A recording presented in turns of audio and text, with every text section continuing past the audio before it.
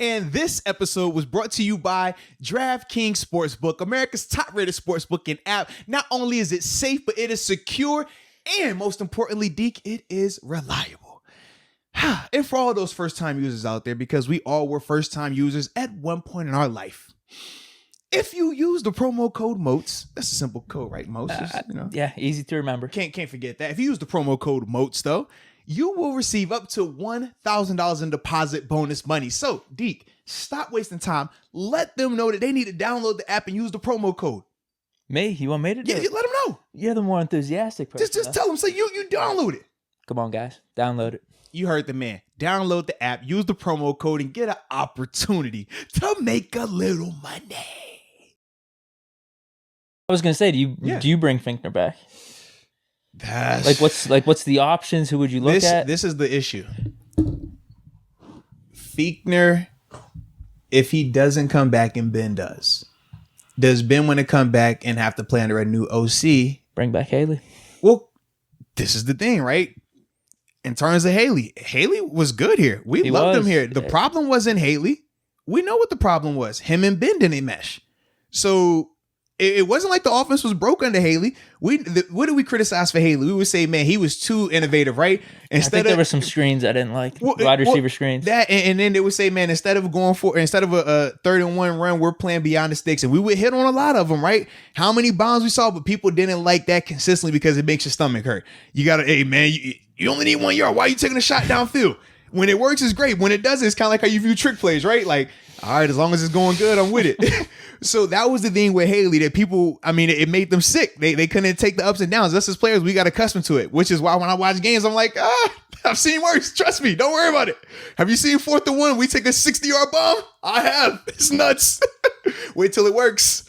So that's the only thing with Haley, right? But when you're talking about Ben, I mean, he's going to be another year older, right? And we're talking about potentially this being the last go around, right? Because the conversation we're having surrounding it, is he done this year? Does he come back for another year? Does he come back for multiple years? What they're going to have to decide, though, is this. Does Ben want to come back to play for a new coordinator?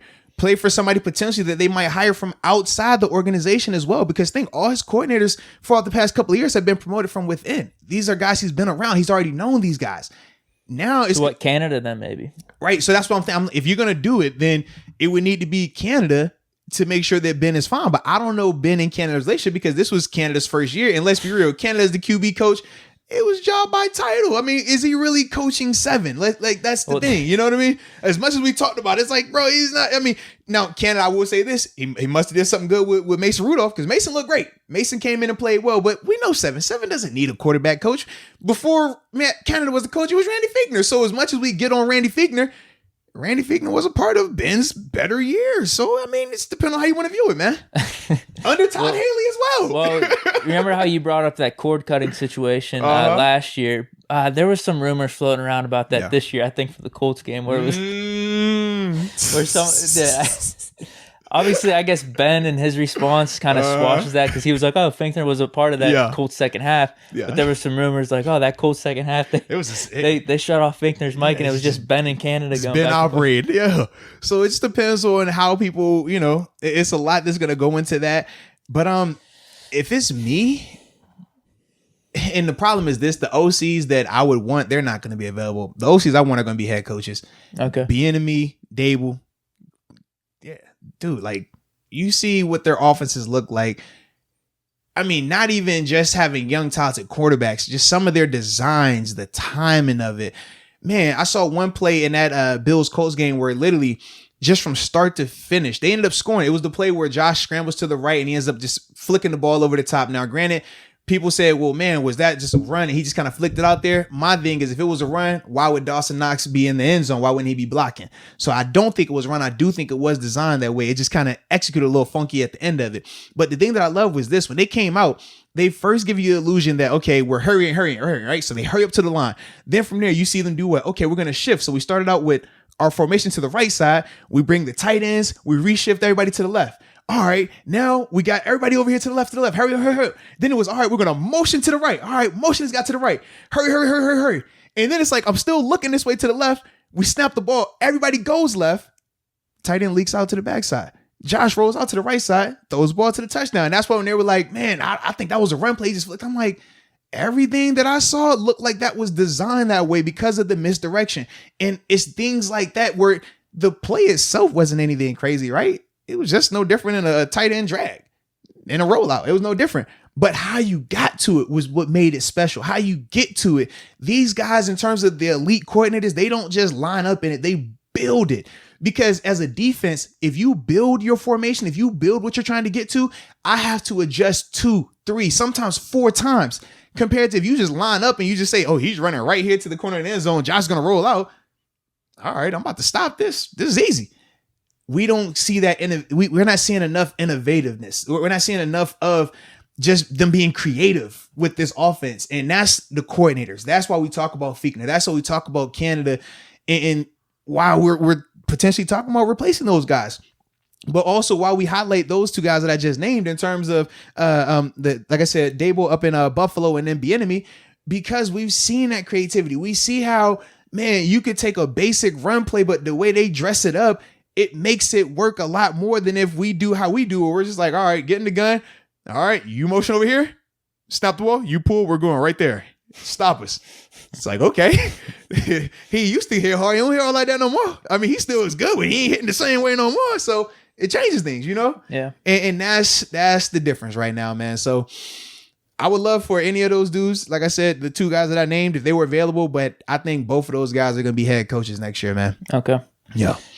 But Canada could be the guy. That's my thing. What does that leave then? But the question too is this: how do you feel about Canada? I mean, I don't know. I don't know much about him. Like, do you think he can bring that innovative element? So this is my issue, right? I hear it depends on who I'm talking to.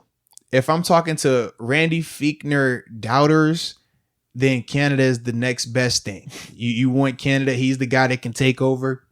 He's one of those guys you say you groom him young and he becomes a head coaching candidate, right? Because right now, when you look at our coaching staff, not a lot of young talent, not a lot of coaches that you're saying, oh, this guy could be a head coach in the next 2 years. Like, we don't see a lot of that with our coaching staff right now. When's that happen? Exactly. Think about it, right? Because we brought Haley from, I don't know if he was an OC at the time, but he was obviously a former head coach. No, he was the head coach in Kansas City that year. Okay, he was. Yeah. So then he came. Yeah, he came to us. And then who else? I mean, Wisenhunt back with Cowher. That's the last one. Yeah, he went out to AZ. Yeah. He was the OC here. I mean, yeah, you see what I mean? So like, where some of these other coaches, like, think about the Sean McVay coaching tree or the Andy Reid coach, how many guys under them are just constantly getting opportunities, right? Because LeBeau was like the staple DC, and then he went to, I don't know what he was, it became an advisor or something. In Tennessee, he was, I know the 1 year, I think his first year, he was defensive advisor, but he still kind of operated as a coordinator. You watched them on tape, they were running the exact same defense we were running. But yeah, they just worded it different. It was more so a title thing. But yeah, we don't have a lot of coaches on our staff that just go places and become head guys. People that say Canada could be that type of guy. Right, because he's young, because he's innovative, right? We saw little glimpses of that. But like I said, that's if you're talking to people that view Randy and want to just get him out of here. Now, if you ask people that are Pitt fans, because remember, Matt Canada used to be at Pitt. Yeah. It's a different tune. Not everybody is as high on him there. Now, they do say that... I wish I watched more to know. I have no clue. Now, they did say that under him, the offense was productive. I want to say James Conner had one of his better years under him as well. It wasn't Pickett. It was the other quarterback. Peterman. Yeah, dude, Peterman. He was actually good in college. Yeah, so they were saying that even he had some of his better years under him as well. But still, people, like how we're viewing him or how at the NFL level people are talking about him, the people that I've heard from collegially, they don't speak on him that way. They think it's a little bit different. So that's why I said it depends on who you're talking to. I don't know him enough. I never watched Pitt football like that when he was there. So I can't speak on it. I'm just, like I said, secondhand information, but from people that I really value in terms of their opinions. So that's the difference. But I haven't seen him to that standpoint. And to make that type of move to say that we're going to fire this guy and make him the OC, if this is Ben's last year coming up, that's a bold move, man. That's a bold move. So that's my only thing. Yeah, because I mean, it goes back to what I said. Like, who do you bring in then? Like, what are the options?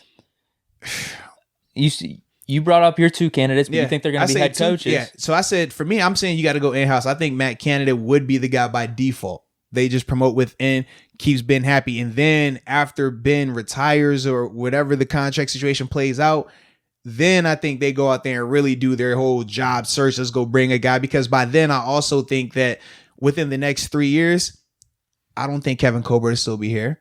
I feel like he'll be retired by then. He's already flirted with you. We've already seen how he's changed the structure of his contracts to only 1 year deals now. Similar situation with Coach Tomlin as well. I just think when we're talking about that 3 year window, it could be a lot of changes going on. So just depends on when they want to go about that. I don't think they'll do any of that though if Ben is coming back. If Ben says he's not coming back, then yeah, I think you could see them be aggressive and go outsource and find an OC. But if Ben's coming back, I don't see them doing that solely based on it being that last year or at, for you 2 years, right? 3 years time frame, just depending on how you count it. To me, I think they're going to handle it though, man.